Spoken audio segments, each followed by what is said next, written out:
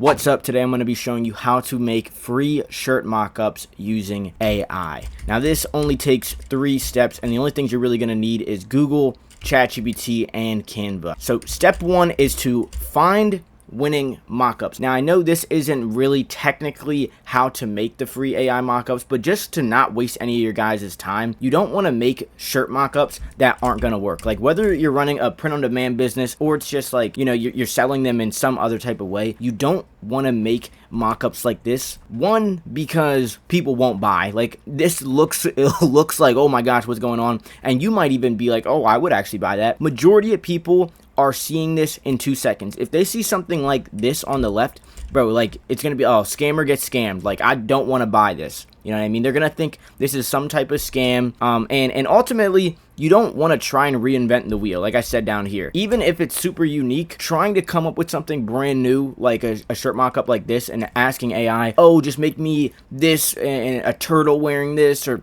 it's gonna result in something most of the time that's gonna either look ugly or it's gonna look super complicated, super convoluted. No one's gonna want to buy it. And so what you're gonna want to do is, you see how simple this is? This is based on an actual winner. That's why I'm saying the first step is to find winning mockups that actually convert. And so the question might be, how do you find winning mockups? How do you find mockups that kind of look like this? Not look like this directly, right? But just mockups that are more professional and that you know have some type of conversions behind them. And it's going to be really simple. So all you really need to do is Google your niche and t-shirts, or really whatever you're selling. For this video, I'm going to show you t-shirts specifically, but if you're selling, you know, paintings or tumblers, whatever you're selling, you could do the same thing. It's going to be a little bit different, but for the most part, all the same. And when you Google that, you're going to get stores, you're going to get brands, but specifically, especially with t-shirts, you're going to get a lot of Etsy, right? And so, for example, say my niche was trucker t-shirts, right? I go to Google and literally I just Google it, and you see all these shirts, right? You see how none of them look like this crazy thing, right? This crazy concoction. All of them are pretty minimal, pretty simple, because that is what converts. And now you even might see some different Etsy sellers have the same type of ones. Like these might be different stores, but it doesn't matter. It's because it converts. It converts, all right? And so say I go to Etsy and I do the same thing, right? I did it on Google, but say I go to Etsy and do the same thing. Here's just some examples that I found. Now, these two literally look like the same type of shirt, but if you zoom in, right, they're not exactly the same. So that just means they have a winning design and they're using it on, you know, the same mockup because the mockup is pretty good. Anyway, regardless of that, there's a few ways to actually know if they're winners or if they're doing pretty good, and some of them I like circled down below, right? One of the best ones I found, right, I come down here, and this is unrelated to the truck niche, but it's okay because it's still a male model. It's still like you can put this design on this and it would be fine. Obviously this is a back design, this is a front design, but you get the main point. So some things to watch out for are the sellers' ratings. Like if they have a lot of stars, if they have a lot of purchases, that's how you know that at least the mockup was good. Now, I'm not saying this correlates with the design. Like the design itself might be pretty bad. Like who knows, right? Who knows if they're buying the design, but you know this seller has a history of making sales. That's all you really need to know. And this is the same for all the ones that I not purchased, but all the ones that I took a picture of. See, 4.8 stars, 4.9. These are really good reviews, really great reviews. That means most people are probably not upset with it. Now, there's a bunch of different steps. Obviously, maybe the shirt quality was really good. Maybe the picture, they like the picture, but all you need to know is whatever it was, right? You can figure that out later. Whatever it was, the mock-up got their attention. The mock-up converted. And so for this, see, it's on a girl, and this is a truck shirt. This is a truck shirt on the back of a dude. This almost looks like it has nothing to do with trucks, right? Like you see a key and a phone here, but really this could be for a bunch of different niches. And so that's good, right? It's really basic. Down here, you guys can like read this text as, you know, pause it and read it, but I'm kind of just saying it anyway. See, down here, completely unrelated to trucks, but this is just one other thing to look out for. You can find good mockups outside of your niche and still use them, right? So you see this, this has nothing to do with trucks. All it would take is to have a front design like this, and put it on this shirt. And I'm going to show you how to make the mock-up, of course, that's what the video is for, but I'm just showing you right now how to find winners and see in demand. 2 people bought this in the last 24 hours. Maybe the shirt or design was good itself, but all we need to know is the mock-up converted, And you see down here, the other mock-ups they have in the back are literally just white. You can use that as well. For this, I'm mainly talking about, how to make these like specific type of mock-ups, but you can always just generate them with the white background. But anyway, say you have your winners. You go out, you go on Etsy, you go on Google, you find some winners, and now you're like, okay, well, what do I do with these? Right? You got these images, whatever. So now step 2 is where we use ChatGPT. That is where you're gonna make the blanks. So for example, say my niche is dogs. Now I found this on Etsy. If you look up dog shirts, it's probably one of the first shirts that pop up, right? And it's nothing crazy. It's nothing, spectacular, but you don't need it to be spectacular for this. You just need to make sure that it converts. And so you go to ChatGPT and you drag this image into it.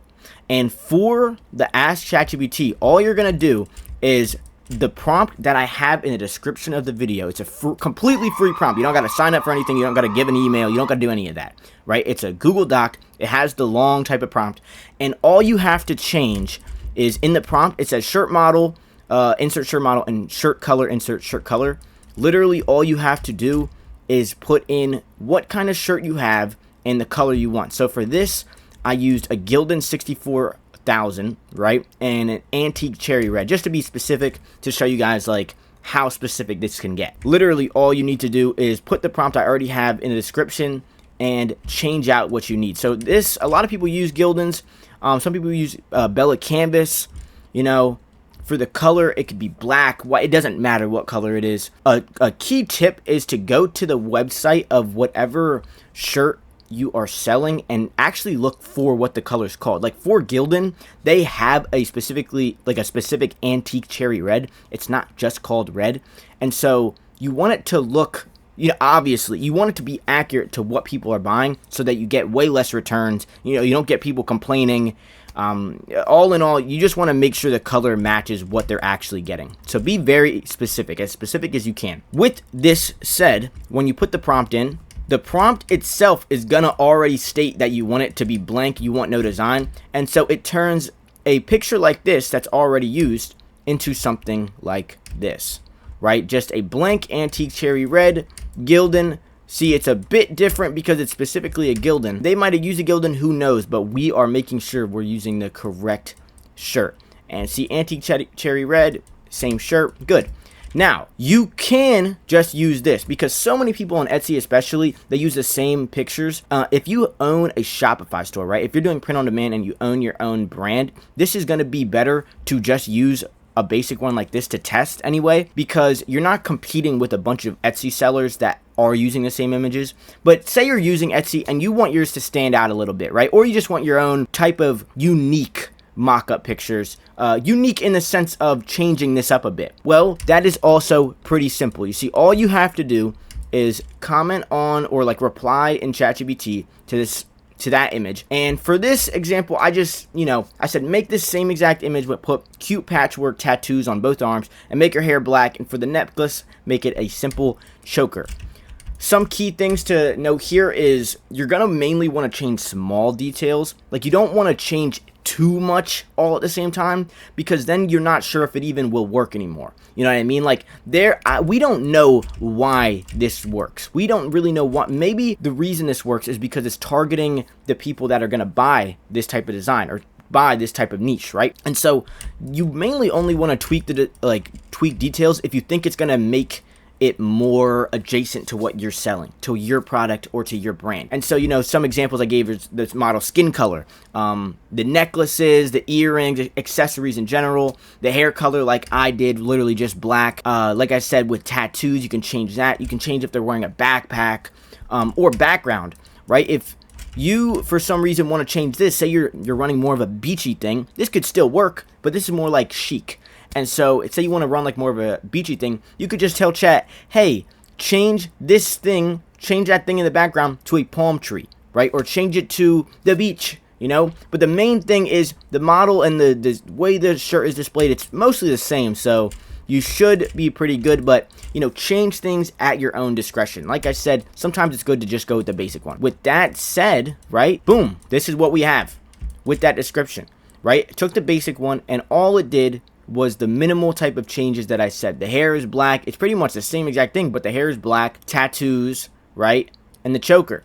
Now this, you know, could target, maybe my target demographic, I'm targeting someone like this, maybe goths, right? Who knows? The good thing to realize here is you can change really anything you want, but change little things all at first. Because even looking at this, I could kind of see why this one might outperform this, because more people kind of have this look. Like, it's more of like a basic-y type of look, like no tattoos. Like, you're not really specifying anyone. So what do I do with this? What do I do with this red shirt, right? Well, not all my shirts are red. Well, what you do from this is you literally just tell it, hey, make this same exact image, but make the shirt color white. And that's literally all you have to do, and bam. And when you do that, you just repeat for literally as many colors as you have. Maybe you have white, black, yellow, green, doesn't matter. You just keep generating them, keep saying this same exact image, but make the shirt color whatever color you need, right? And again, be specific, especially because in my experience, sometimes, say it's like a heather gray, that's completely different from a gray, because a gray can just be solid.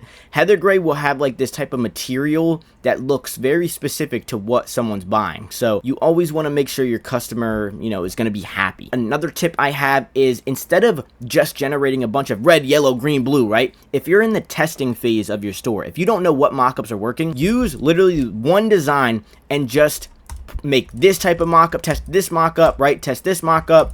You can test one on a lay flat like this. You can test it on a dude wearing it, right? Test a bunch, but the same exact design, same exact color. That way, the variables are way smaller. You can't mess up as much, right? There's only but so much to go off of. Step 3, use the design. And this part is going to be the easiest. If you're familiar with Canva, you probably already know what to do, but anyway, you're going to make a blank canvas, 2000 by 2000. That's the proportion that most services like Shopify use or Etsy use. If you use any higher, like 3000, it's going to compress it anyway, or just make the image smaller. So there's not really a reason to go higher than that. And from there, it's pretty self-explanatory. Put your mockups on, right? And then you just drag the design. See, I use tongue her for this, right? And another tip I have is, whenever I make my mockups, I always click on the design and put the transparency down a little bit, because if you have it all the way, it's going to look very bright and it's going to look very unnatural. Like, that's not what the shirt is really going to look like.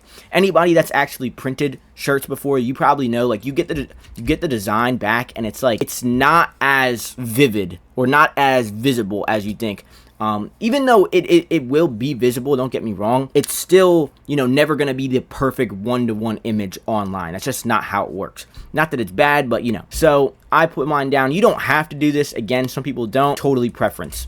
And then after that, you just export each image you need. You could do all, export one, whatever, and boom, right? Got a tongue, so her mock-up shirt, bro. That's all you need to do. I mean, it's very simple. Now you can go and get rich. Go get that money with print on demand, or if you're just making shirts, selling them, however you want to do, brand, whatever you're doing, doesn't matter. You can go make that guap. And something to remember that I wrote down here, right, is that you never know what mockup is going to work for your store. Like, this mockup might actually be perfect for my store, right? Maybe I don't actually need this other one. But you won't know until you test them, until you run ad spend, or until you just like post all of them. That's why stores down here, right? They have several different things. They have, you know, it'll be, wait, where's this one, right?